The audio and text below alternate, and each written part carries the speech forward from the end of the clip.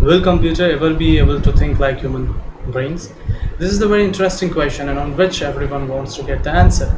The time since when this idea was proposed, scientists are working very hard day in and day out to get the right answer, but still the question is on. On one side, if we see that we are checking only one thing of human brain, that is thinking, and we are just trying to simulate that particular thing into computers which are artificial machines made up of very kind of physical elements, various chips and all. Various theories has been developed, various theories are being practiced, and the things are still developing. But as a common person, if I see this particular thing, that yes, we are trying to develop that artificial intelligence into the computers, have we succeeded? Are we up to that level at which we are supposed to? On one side, we are just thinking of developing a kind of logical thinking pattern into computers. That is one thing. On the other thing, if we have to achieve the level of human brain, for that we have to speed up. So for logical development, we are talking about artificial intelligence. Artificial intelligence has further been led to artificial consciousness, where we are further adding feelings, emotions, and different kind of things we are including into that concept. And on the other thing, if we are just thinking about speeding up the computer, then we are developing the concept of the quantum computing, where we are just focusing on other area. If we have to speed up the computer, we have to focus on how we are storing the data into it, how the data is going to be retrieved, what are the units, and how it can be made like functional at a good speed. So on one side, we are having the idea of making computers things like human brain. For that, we are developing the logical concepts on the basis of programming, on the basis of theories. On the other side, physically, how we will see the machine. For that, we are working in the quantum direction. But away from all these things, if we see the human brain and its every process, then we find that it is quite subjective. Everything which is going on in the human brain is subjective to the experience of every individual, and even the thinking pattern varies.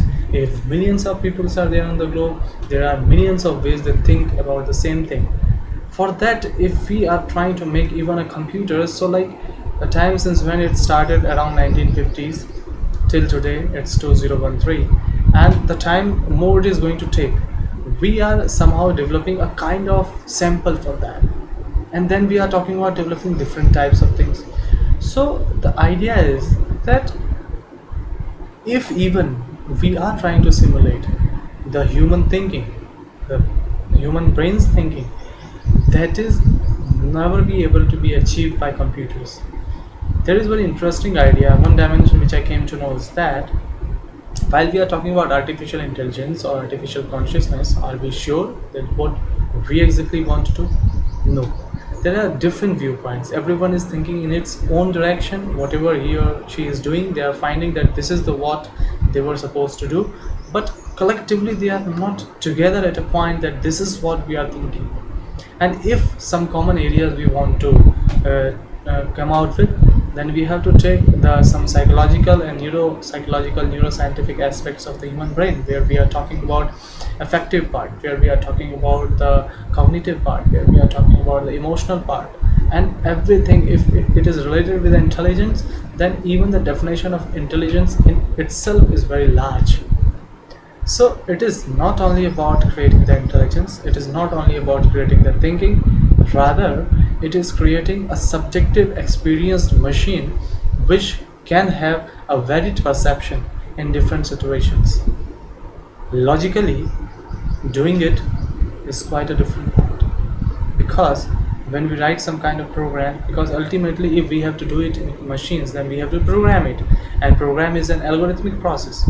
And if we are up to the level where we can do some non-algorithmic things, even those things cannot be implemented on machines without writing them into a programming language. So for that, whatever we are going to write, what are the possibilities we are going to give to the machine, at the end we will find that we have developed a machine that can think like human brain, but still that is not a active human brain, that can be a passive human brain. The question is still on. Let's think on it.